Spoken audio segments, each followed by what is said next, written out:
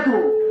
সম্মানিত উপস্থিতি, আপনারা জানেন ফিলিস্তিনের গাজাবাসী মুসলমানদের উপরে জায়নবাদী ইসরায়েল কর্তৃক যে বর্বরচিত হামলা হচ্ছে, এর প্রতিবাদে সমগ্র বিশ্ব থেকে মুসলমানরা সোচ্চার হয়েছে এবং প্রতিবাদে তারা পেটে পড়েছে। আমি বলতে চাই, শুধু সাধারণ মুসলমান উত্তেজিত হলে বা প্রতিবাদ করলে চলবে না। 57টি যে মুসলিম রাষ্ট্র রয়েছে, রাষ্ট্রপ্রধানরা যদি ঐক্যবদ্ধ হয়ে এই জায়নবাদী ইসরায়েলিদের নির্মম নির্যাতনের বিরুদ্ধে যদি তারা ঐক্যবদ্ধ হয়, প্রতিবাদ জানায়, তবেই এটার পরিসমাপ্তি ঘটতে পারে।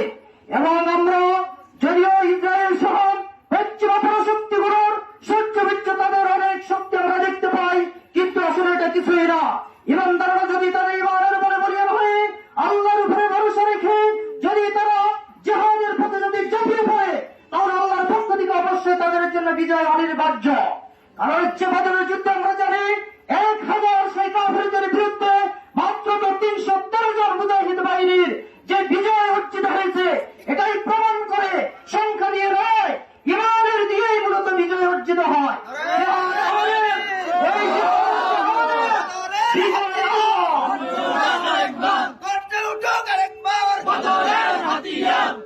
যে সম্মানিত উপস্থিতি, আমাদের জিহাদ আর বিজয় আল্লাহর পক্ষ থেকে।